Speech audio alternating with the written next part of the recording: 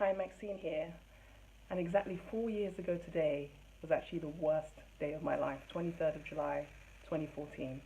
I walked into the hospital room to hear three words that no happily expectant mother ever wants to hear. There's no heartbeat.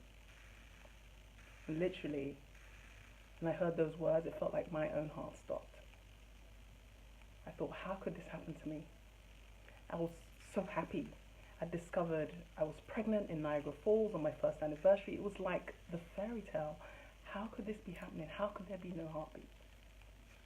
And at that, I sunk into the most painful agony. I can't even describe the words. It was just so painful. And I remember the days that followed, I was just so numb with the pain of losing this baby and thinking, how could this happen to me?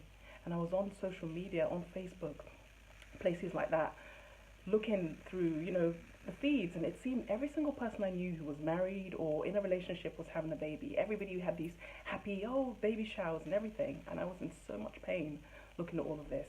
It got to the point where, literally, even I think Prince William's wife, Kate Middleton, was expecting a baby at the time, and everybody, the whole world was so happy for her, and I was just numb with pain, thinking, how in the world is everybody having what I want? How could I lose this child and everybody else be having babies? And I remember even I just moved to Norway a little bit just before that, and I was looking, I was trying to learn Norwegian, even learning in my language book. Even the characters in the language book were expecting a baby. And I was like, oh really? It's just everywhere in my face. I was so numb with pain. And it was the hardest thing I've ever had to deal with. But I tell you what, that experience, as tough as it was, has given me some of the most incredible lessons ever, and I want to share them with you today on the anniversary of that day. Number one lesson I learned: life can be really hard for all of us at times, but how long you stay in the difficulty is your choice. How long you stay in the hardness, in the difficult situations, in the pain, is your choice. At any point, you can say enough is enough and change it. You can do what it takes to change it. That's number one. Number two, interesting thing is this: in your pain that we all go through, we all go on social media. That's the age we live in.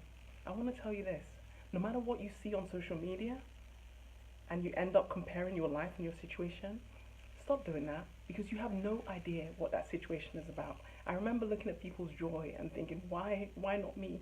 What's wrong with me? And the interesting thing as well, as part of my healing process, my husband was due to go to Brazil for work for a few weeks, and he didn't have the heart to leave me such a complete mess at home. So he's like, okay, do you want to come along to Brazil? So I said, well, sure, why not? So I went along to Brazil, and Rio de Janeiro is an incredible place. So of course I was taking pictures, I was posting pictures online. They were beautiful, they were incredible, and there was some joy. That was part of the healing process. And I remember people were commenting on my pictures saying, oh my gosh, wow, you're so lucky, I really want to be you, and all of these things. And it looked so wonderful on the outside, but what those people commenting didn't realize is that it took every ounce of strength for me to actually get up and go anywhere and do anything and to post those pictures. So sometimes you may be comparing your life, your situations, your whatever it is you might be going through to social media, and you have no idea what the picture is about. You might be comparing yourself to something that looks so glamorous, so perfect, and not know that it took every ounce of strength for that person to post that perfect looking picture.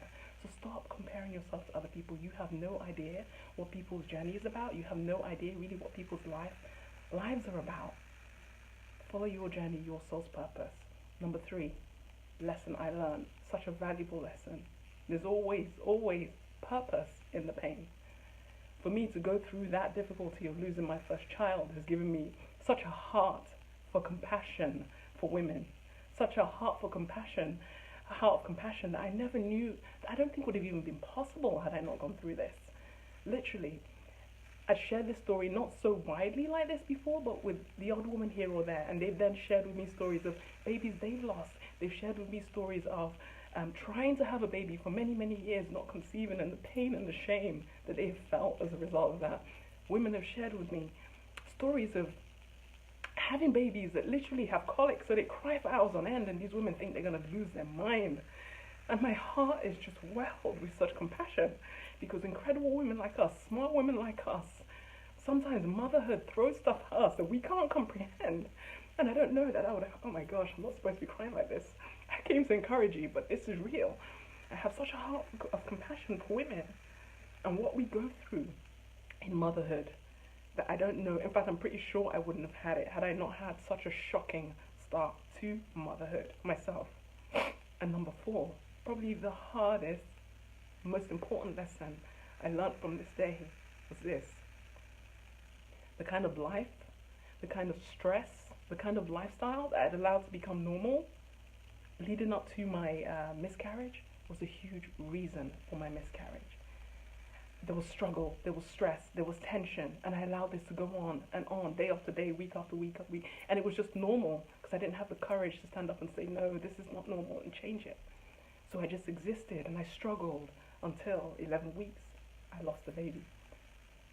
So it was really easy for me initially to kind of look around who to blame and what to blame. But when I realized this lesson is that I played a huge part in that. And how many times do we allow ourselves to exist in stress? How many times do we allow ourselves to exist in struggle because it's normal, or we can't stand up and find the courage to change it? You are powerful enough to stand up to change it. And I said enough is enough. When I realized that, I said no more is stress going to be normal in my life.